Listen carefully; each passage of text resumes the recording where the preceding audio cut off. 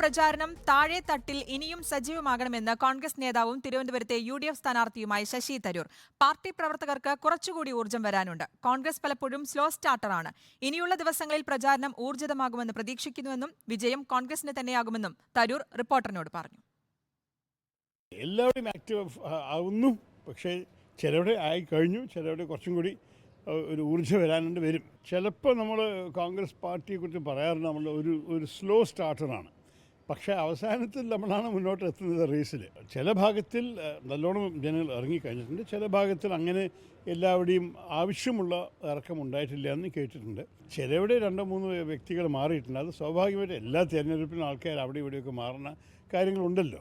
ഇതിൽ വലിയൊരു പുതിയൊരു അനുഭവമായി ഞാൻ കാണുന്നില്ല. അലമീൻ നൽകും വിശദാംശങ്ങൾ. അലമീൻ, തെരഞ്ഞെടുപ്പ് പ്രചാരണം താഴെത്തട്ടിൽ ഇനിയും സജീവമാകണമെന്ന് പറയുമ്പോൾ തൃപ്തിയില്ല, അതൃപ്തിയാണ് തരൂരിനെന്ന് വ്യക്തമാകുന്നു.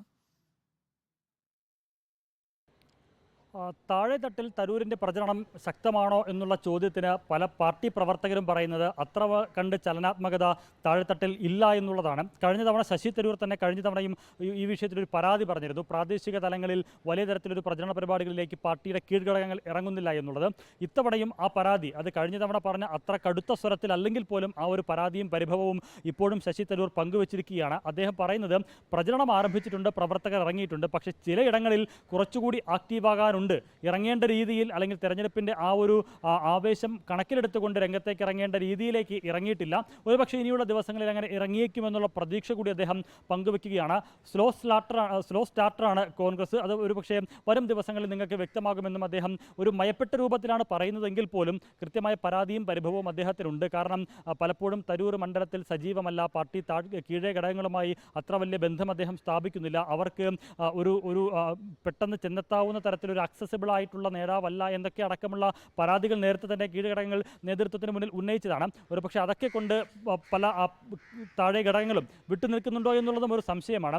രാജീവ് ചന്ദ്രശേഖറിൻ്റെയും അതുപോലെ പന്ന്യൻ രവീന്ദ്രൻ്റെയും ഒക്കെ വലിയ കട്ടൗട്ടുകളും ഫ്ലക്സ് ബോർഡുകളും നഗരത്തിൻ്റെ പലയിടങ്ങളിലും പൊങ്ങിയിട്ടുണ്ടെങ്കിലും സിറ്റിംഗ് MP ആയ തരൂരിനെ സംബന്ധിച്ചിടത്തോളം അത്തരമൊരു പ്രചാരം ഇതുവരെയും കണ്ടിട്ടില്ല, പ്രകടമായിട്ടില്ല. അദ്ദേഹം പറയുന്നത് അങ്ങനെ ഒരു പ്രചാരണം നടത്തേണ്ട ആവശ്യം തനിക്കില്ല, കഴിഞ്ഞ 15 വർഷമായി ജനങ്ങളോടൊപ്പം നിൽക്കുന്നു എന്നുള്ള ഒരു ആത്മവിശ്വാസം അദ്ദേഹം പ്രകടിപ്പിക്കുമ്പോഴും അദ്ദേഹത്തിൻ്റെ പരാതി പരിഭവം താഴെത്തട്ടിൽ ഇനിയും സജീവമാകാനുണ്ട് എന്നുള്ള അഭിപ്രായം അത് അദ്ദേഹത്തിൻ്റെ വാക്കുകളിൽ വ്യക്തമാണ്. കഴിഞ്ഞ വർഷം ഇതേ അഭിപ്രായം കുറച്ച് കടുത്ത സ്വരത്തിലാണ് അദ്ദേഹം പങ്കുവച്ചത്.